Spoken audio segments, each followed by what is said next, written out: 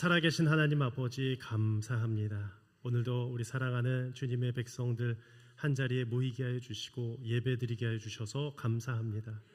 오늘 은혜 찬양대의 찬양을 기뻐 받아주시니 감사합니다. 이 고백처럼 이 울림처럼 우리의 삶이 항상 주님을 기뻐 찬양케 하여 주옵소서. 고난과 아픔 속에서도 주님만을 높여드리는 찬양대가 되게 하여 주옵소서. 또한 아버지 이삭과 리브가의 찬양을 기뻐 받아주시니 감사합니다. 그 찬양을 시작할 때 우리의 예배의 포문이 열리게 되고 하나님 기름 부어주신 줄 믿사오니 하나님께서 앞으로도 귀하게 써 주옵소서. 오늘도 말씀 들으러 사모하여 나온 모든 백성들 귀를 열어주시고 마음 문을 열어주시고 영혼을 깨어나게 하여 주옵소서. 오늘도 말씀만이 기억되기를 소망하며 우리 구주 예수님의 이름으로 기도드립니다. 아멘.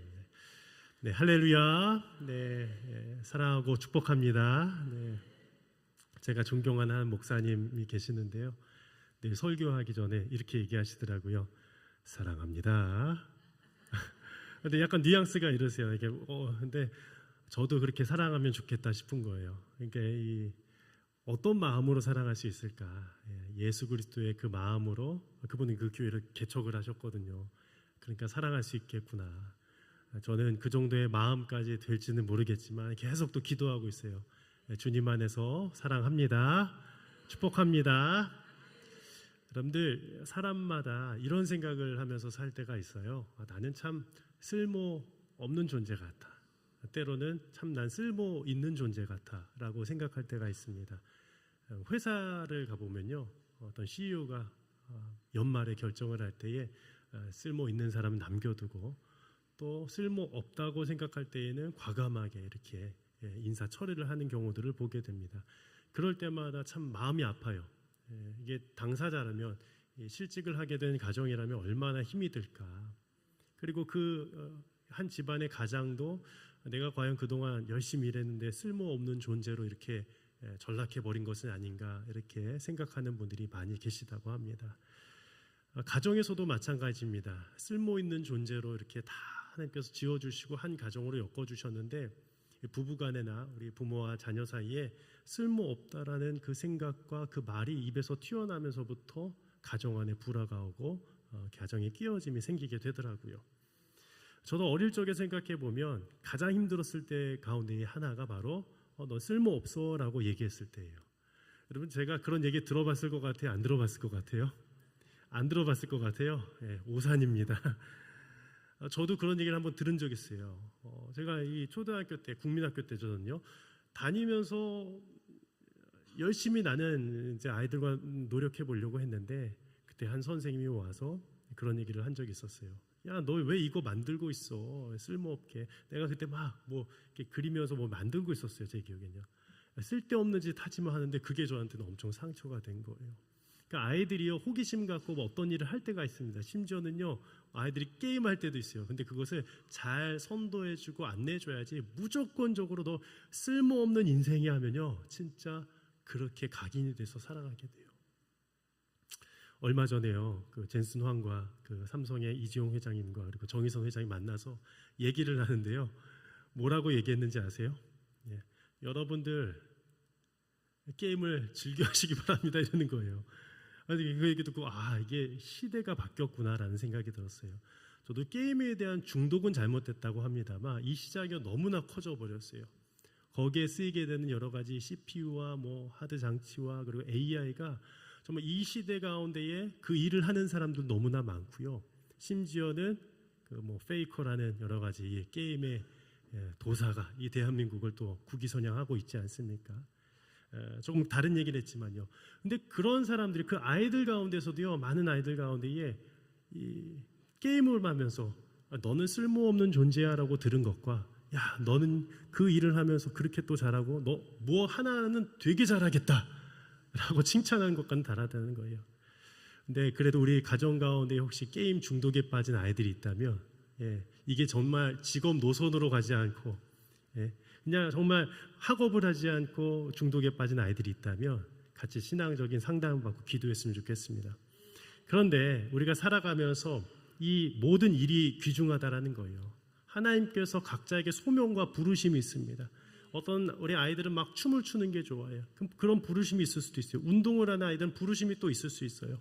그림을 그리거나 음악을 하는 사람들도 그쪽에 부르심이 있을 수 있습니다. 또 여러 가지 직업군들이 있습니다. 독일어로 이 직업이란 말이 베르프라고 합니다. 이 말은요, 콜링이라는 이 어원에서 왔어요. 부르심이에요. 이 직업에 대해서 부르심이 있다는 거예요. 즉 하나님이 각자 한 사람 한 사람에게 이 직업을 주셨다라는 거예요. 내가 어떤 회계사, 또 어떤 회사를 이끌고 경영하는 것들, 요리사 등등 모든 것들이 하나님께서 부르심 가운데 주신 직업, 베르프라는 것입니다. 그런데 중세시대 가운데는요, 어떤 일만 귀하다고 여겼느냐? 교회 안에서의 일만 귀하다고 생각을 했습니다. 목회자의 일, 말씀을 전하는 일만 귀하다고 했습니다. 그래서 이것을 깨부수기 위해서, 이것이 성경적으로 봤을 때에 하나님이 원하시는 것이 아니다라는 것을 루터가 발견하고 이렇게 이야기했습니다. 모든 직업은 하나님 앞에서 각각의 고유한 존귀함을 가지고 있습니다. 평범한 일도 신성한 소명, 곧 하나님의 부르심입니다. 우리는 매일의 일 가운데에 그 일이 아무리 중요하거나 혹은 평범하든 상관없이 이웃을 섬김으로써 하나님을 섬기며 동시에 인류를 향한 하나님의 지속적인 섭리에 참여하고 있습니다. 라고 기록하고 있어요. 이 말의 뜻은 무엇이냐? 직업에는 귀천이 없다라는 겁니다. 여러분들, 제가 늘 말씀드리지만요, 직업에는 귀천이 없어요. 앞에서 설교자는 목사가 막 대단해 보이죠. 이것도 똑같은 하나님의 귀한 일이라는 거예요. 그리고 여러분들이 각자 일터 가운데서 아이들을 가르치거나 또 청소하거나 또 어떤 요양보호사로서 일하거나 하는 모든 일들이 귀하다라는 겁니다. 단 하나님의 그 뜻 안에서 벗어나는 일들은 죄된 일이라 하겠죠. 예를 들면 하나님을 그릇되게 하는 여러 가지 일들 말씀입니다.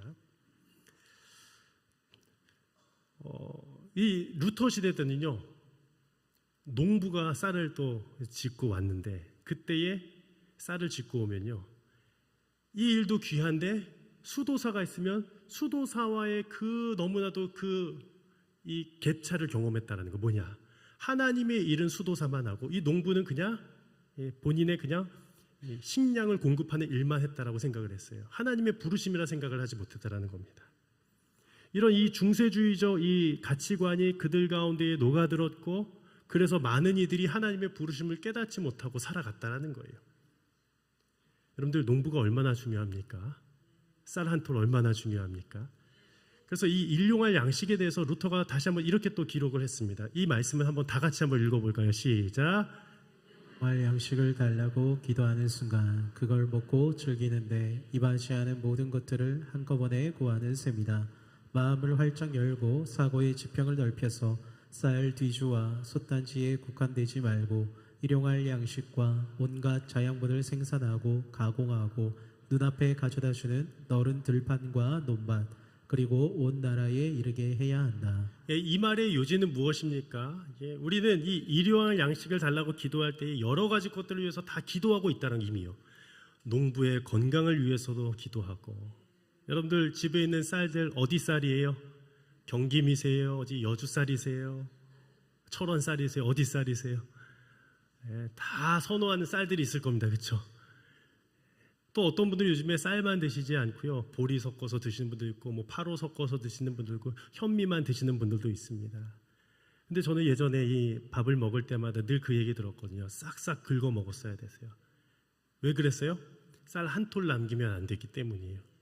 요즘에는 그냥 가득 담아서 막 버리기도 하잖아요. 여러분들, 그래서 우리가 교회 식당 이용할 때마다 그냥 조금만 떠주세요 이렇게 얘기하세요. 너무 많으면 또 남기면 그것도 안 됩니다. 왜 그랬느냐? 이것을 땀 흘려서 지었던 농부가 있기 때문이에요. 헌신한 사람이 있기 때문입니다. 따라서 하나님은 우리들을 각자의 일터의 자리에서 불러주셨어요. 목회자만이 아니라 여러분들이 살아가는 모든 직업군에서 다 불러주셨습니다. 심지어는 가정주부도 불러주셨다라는 거예요. 그럼 이런 질문을 한번 드려볼 수 있을 것 같아요. 하나님께서는 나를 왜 이곳에 부르셨는가라는 거예요. 나를 왜 이 가정 가운데, 일터 가운데에, 우리 꿈의 숲교회 가운데 불러주셨을까라는 질문을 던지고서 우리 말씀을 좀 더 살펴보기를 원합니다. 우리 본문 가운데 첫 번째로 하나님은 어떤 분이신가? 하나님은 우리를 복음의 전달자로 부르신 분입니다라는 거예요. 9절 말씀을 함께 읽겠습니다. 시작. 하나님이 우리를 구원하사 거룩하신 소명으로 부르심은 우리의 행위대로 하심이 아니요 오직 자기의 뜻과 영원전부터 그리스도 예수 안에서 우리에게 주신 은혜대로 하심이라. 예, 모든 직업 가운데 첫 번째 단계가 있습니다. 그런데 이것을 거치지 못하는 사람도 있어요. 어떤 것이냐? 구원으로의 부르심을 내가 하고 있는 이 일 가운데서 확신하며 살아가는 거예요. 교회 안에서만 그것을 확신하며 살아가는 것이 아니라 내가 가정에서도 내가 구원받았다는 것에 대한 그 부르심을 확신하고요. 일터 가운데서도 내가 구원받은 자다라는 그 사실을 확신하며 살아가는 게 중요합니다. 그게 바로 구원으로의 부르심이라는 거예요. 그런데 이 많은 사람들이 또 오해합니다. 구원받으며 모든 것이 다 완성되었다라고 생각을 해요. 맞아요. 완성입니다. 하지만 또 과정 가운데 있습니다. 무엇이냐? 소명이 있기 때문이에요. 따라서 이 구원은 끝이 아니라 소명의 시작점이라는 겁니다. 내가 구원받았어요. 하나님께서 나를 구원해 주셨어요. 그러면 반드시 소명으로 나아가야 되는 거예요. 그것이 가정 안에서의 일이든 또 일터에서의 일이든 그리고 우리가 교회 안에서의 섬김이든 하나님은 반드시 불러주신다는 겁니다. 따라서 구원받은 사람은 복음의 전달자로 부름받은 사람들이라는 거예요. 내가 어떤 일을 하던 간에 거기 안에 복음의 엑기스가 온전히 들어가 있어야 되는 거예요. 그래서 구원과 소명은 하나의 동전의 양면과도 같다는 겁니다. 내가 구원받았습니다. 이 반대편에 그러면 소명이 있어야 돼요. 부르심이 있어요. 섬김이 있어야 되는 거예요. 그래서 주님도 이렇게 말씀하셨죠. 나를 따라오너라. 내가 너희를 사람을 낚는 어부가 되게 하리라. 지금도 주님이 우리를 초청하신 줄을 믿습니다. 그럼 구체적으로 무엇을 전해야 되는가? 우리 10절 말씀인데요. 10절도 한번 읽어보겠습니다. 시작. 이제는 우리 구주 그리스도 예수의 나타나심으로 말미암아 나타났으니 그는 사망을 패하시고 복음으로써 생명과 썩지 아니할 것을 드러내신지라. 두 가지만 간단하게 말씀드리겠습니다. 늘 복음에 대해서 동일하게 말씀을 드렸는데 여기 이 디모데후서 9절에서는 이렇게 표현하고 있습니다. 첫 번째, 예수님이 무엇을 패하셨다? 사망을 패하시고 죽음을 패하신 거예요. 그럼 우리는 다 죽지 말아야 되잖아요. 아니요, 근데 죽음이 와요. 근데 어떤 죽음이에요? 영원한 죽음을 패하신 거예요. 여러분들, 우리들은요, 인생은 다 죽습니다. 모두가 다 죽습니다. 우리의 자녀들도, 자녀손들도 언젠가는 이 땅에서 다 세상을 떠나는데 그것은 이 땅에서 이 육체의 죽음입니다. 근데 이 죽음뿐만 아니라 영원한 이 영의 죽음을 맞이하게 되는데 언제요? 주님을 만나지 못하면 이것을 경험하게 되는 거예요. 이게 복음의 첫 시작 아니겠습니까? 그게 바로 오늘 사망을 패하셨다는 말이에요. 주님이 그 사망을 패하셨다, 무효화시켰다라는 겁니다. 바로 이 일이 언제 일어나느냐? 예수님을 영접할 때, 믿을 때 일어난다는 거예요.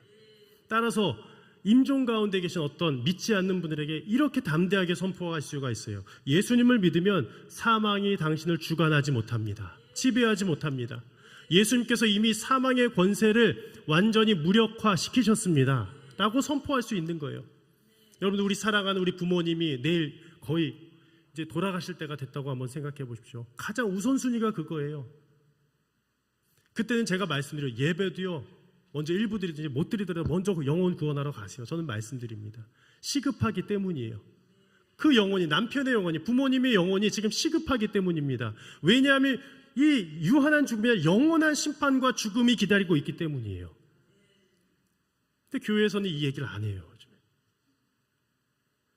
그냥 착하게만 살면 된다고 해요. 멋지게만 살면 된다고 해요. 여기서 성공만 하면 된다고 해요, 교회가요. 영원한 죽음이 더 무서운데요. 그런데 여기서 끝나는 것이 아니에요. 무엇을 주셨느냐? 생명과 썩지 아니하실 것을 드러내셨다라는 거예요.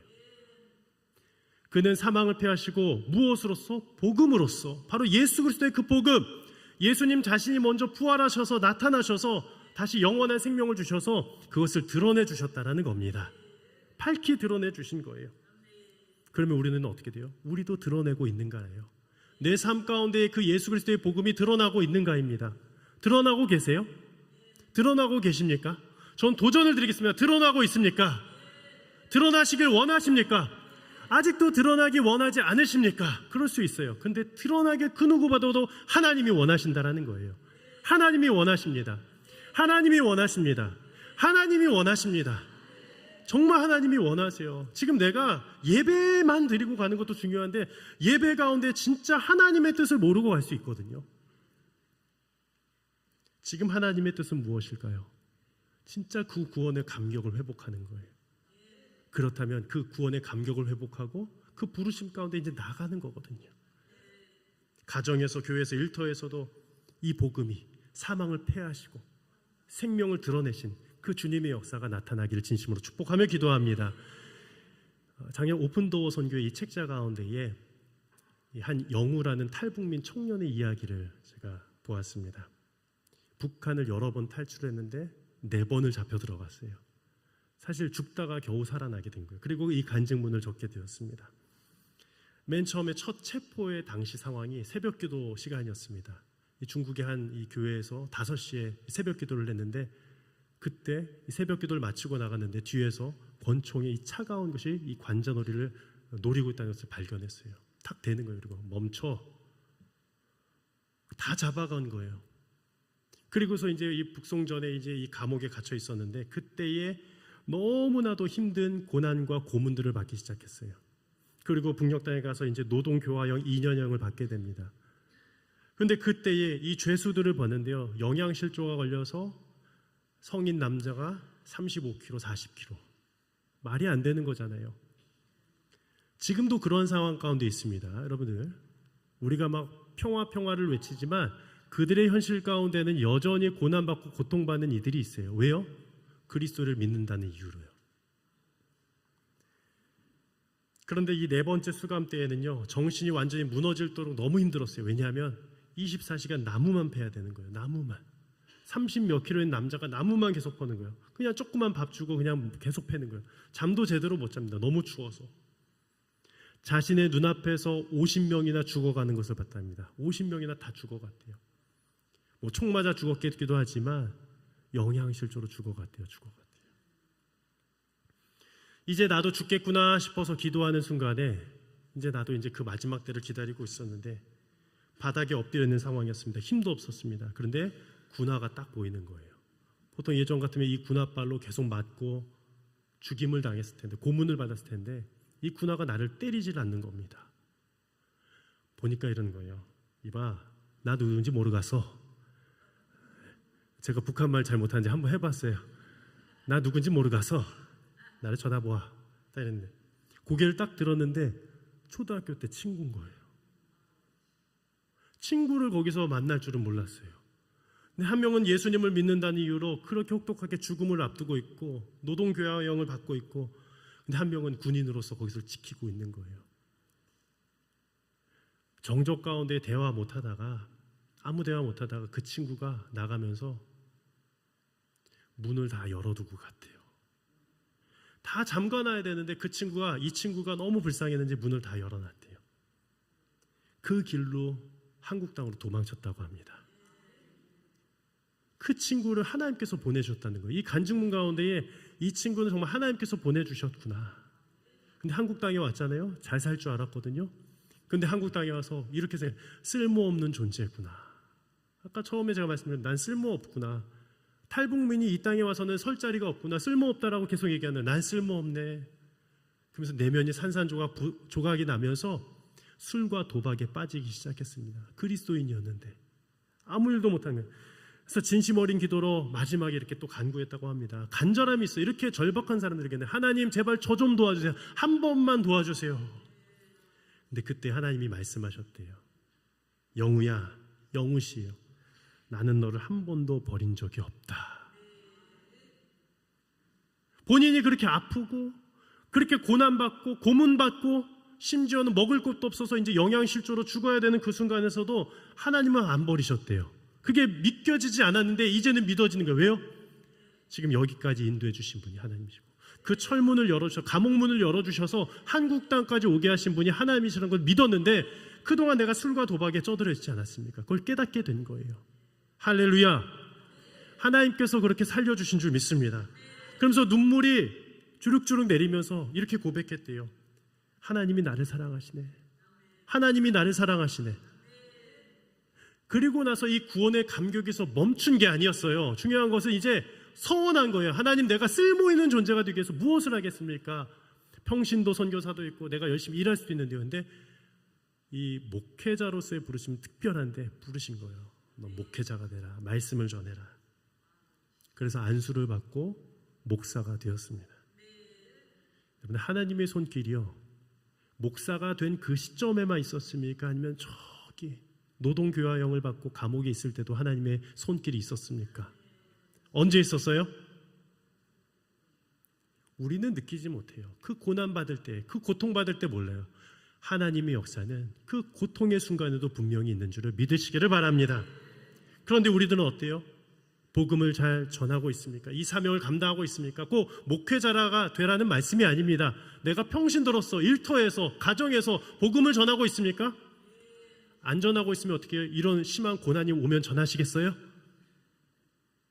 저는 그런 고난이 안 오고도 우리가 전했으면 좋겠어요. 영우 이 목사님은요, 이 청년은요, 고난이 왔을 때 그것을 뼈저리게 경험했습니다. 그러나 우리들은요, 고난이 있을 수도 있고 평안할 수 있습니다. 하지만 주님은 고난에 있거나 고난에 있지 않거나 주님은 다 그 복음의 전달자로서 불러주신 줄을 믿습니다. 이 두 번째는 하나님은 복음을 위하여 선포자와 사도와 교사로 부르셨습니다라는 거예요. 우리 11절 말씀 함께 읽어보겠습니다. 시작. 내가 이 복음을 위하여 선포자와 사도와 교사로 세우심을 입었노라. 선포자는요, 킹제임스 버전의 프리처라고 되어 있습니다. 설교자를 뜻하고요. 그리고 NIV 성경에서는 헤러드, 전령이라고 합니다. 즉, 이 보내시는 분의 말씀을 그대로 잘 전해야 되는 거예요. 하나님의 사람들은요, 말씀을 왜곡해서는 안 됩니다. 말씀 그대로 전해야 됩니다. 바로 이 선포자였습니다. 그리고 사도라고 되어 있습니다. 사도는 누구냐? 예수님 살아 생전에 예수님의 십자가의 죽으심과 부활하심과 승천하심을 보았던 자들이었어요. 단 한 명의 예외의 사람이 있었습니다. 누구냐? 사도 바울이었습니다. 그는 하나님께서 특별하게 이 복음서를 위해서 쓴 사도라고 기록되어 있다는 겁니다. 그런데 이 시대 가운데에는 우리 선포자와 또 사도를 넘어서 우리를 누구로 부르셨느냐? 마지막에 교사로 불러주셨다는 거예요. 교사는요, 헬라어로 디다스칼로스라고 합니다. 세 가지로 한번 정의해 볼 수 있을 것 같아요. 먼저 교회 안에서 말씀을 잘 가르치는 사람들입니다. 근데 교사할 때 어떤 분들이 이렇게 얘기하세요. 목사님, 저는요 입이 막 잘 말을 못해요. 저 너무 떨려요. 사람만 보면요. 여러분들, 저도 그랬어요. 안 믿으시는 것 같은데, 저요 지금도 되게 떨어요. 말도요 버벅일 때가 많아요. 발음도 이상할 때가 많아요. 그런데 전하는 거예요. 하나님이 세우시면 그 능력을 주시는 거예요. 내가 능력이 없어서 못하는 게 아니라 내가 아직 마음이 없어서 교사로 헌신 못하는 겁니다. 많은 분들이 우리가 이렇게 할까요? 내가 다음에 봉사할게요. 이렇게 하는 분이 얼마나 많은지 몰라요? 근데 그분 장례식장 갔어요, 제가요. 그럴 때가 있다니까요. 우리가 장례식장 가서 내가 계속 봉사 미루다가 안 하는 게 아니라 내가 그리스도인이라면은 한 번쯤은, 아니 하나의 봉사는 평생에 살아가면서 주님 앞에 올려드리면 얼마나 좋겠습니까? 그게 하나님이 원하신다라는 거예요. 그리고 이 교사는 가정의 교사도 의미합니다. 가정 안에서 이 믿음을 잘 전수하는 거예요. 그리고 마지막으로 무엇이냐? 공연을 위해 노래를 연습시키는 합창단의 지휘자라는 의미도 이 용례 가운데 있어요. 즉, 우리가 찬양하거나 교사로, 또 가정에서 부모 교사로 모든 일들 가운데 무엇이 있어야 되느냐? 아까 말씀드린 것처럼 사망을 패하시고 영원한 생명을 드러내신 역사, 그 복음이 있기를 진심으로 축복하며 기도드립니다. 그리고 마지막으로 우리가 하나님은 사역자들을 혼자 일하도록 내버려 두지 않으신다라는 겁니다. 여러분들, 우리가 일하면서 제일 힘들 때가 언제예요? 혼자 일한다고 생각할 때입니다. 저도 많은 개척교회 목사님들 만나잖아요. 혼자 일할 때 힘들대요. 혼자 새벽기도 할 때 너무 힘들고요. 혼자 있을 때 너무 힘들다라는 거예요. 여러분들, 가정에서도 언제 힘들어합니까? 우리 아내분들이요. 나 혼자 설거지하고, 나 혼자 청소하고, 때론 나 혼자 또 밥을 먹을 때 얼마나 힘듭니까? 지금 속으로 우리 집 얘기다 하시는 분들이 계실지도 모르겠어요. 우리 집 얘기네. 남편이 안 도와줄 수 있어요. 그럼 되게 힘들거든요. 그때마다 누굴 생각해요? 내 안에 성령님을 묵상하시길 바랍니다. 남편분들도 조금씩 도와주시면 돼요. 함께하는 거기 때문에. 교회도 마찬가지입니다. 나 혼자 일한다고 생각할 때 어떻게 되냐? 시험 들고 그 일을 멈추게 돼요. 힘든 일을 하고 있는데 나 혼자 이게 고생하는 것 같아요. 그때 어떻게 돼요? 야, 이제 내년엔 그만둬야지 싶어요. 그런데 그거 아세요? 하나님은요, 말씀을 하시지 않을 뿐이지 옆에 계시다라는 거예요. 따라서 하나님은 우리들에게 참된 동역자를 주십니다. 오늘 12절 말씀인데요, 함께 고백해 볼까요? 시작. 이로 말미암아 내가 또 이 고난을 받되 부끄러워하지 아니함은 내가 믿는 자를 내가 알고 또한 내가 의탁한 것을 그날까지 그가 능히 지키실 줄을 확신함이라. 내가 고난을 받으면서도 부끄러워하지 아니하고 내가 믿는 자를 내가 알고 내가 또한 내가 의탁한 것을 누가 지켜주시느냐? 누가 지켜주시느냐? 말씀 한번 보여줄까요? 그날까지 그가 능히, 그가 누구예요? 예수님께서, 성령님께서 지켜주신다라는 거예요. 지켜주신다, 어떻게 함께 해주신다라는 거예요. 그 아까 영우 청년을 함께 해주셔서 그 쓸모없는 존재가 아니라 쓸모 있는 존재로 바꿔주신 것처럼 우리의 삶도 함께 해주시는 그 하나님 때문에 쓸모 있는 존재로 바꾸어 주실 줄을 믿습니다. 말씀을 마치겠습니다. 하나님은 날마다 영원히 함께하여 주십니다. 주님은 떠나시면서도 마가복음 16장 19절 20절에 이렇게 말씀해 주셨어요. 주 예수께서 말씀을 마치신 후에 하늘로 올려지사 하나님 우편에 앉으시니라. 제자들이 나가 두루 전파할세 주께서 함께 역사하사. 주께서 함께 역사하사. 누가 역사하신 거예요? 주님은 보좌 우편에 계시는데 성령님이 오셔서 여러분들의 심령 가운데서 지금도 일하시고 역사하여 주심을 믿습니다. 그때 그 따르는 표적으로 말씀을 확실히 증언하시니라. 아멘. 우리 함께 기도함으로 나가겠습니다. 살아계신 하나님 아버지 감사합니다. 오늘도 우리 가운데에 말씀으로 채워주시고 주님께서 우리의 부르심 가운데에 후회함 없이 복음으로 불러주시며 동역으로 불러주시니 감사를 드립니다. 선포자와 사도와 교사로 불러주셨는데 우리가 이 영적인 교사로서의 이 사명, 디다스칼로스의 사명을 우리 모든 성도들이 경험할 수 있도록 주여 인도하여 주옵소서.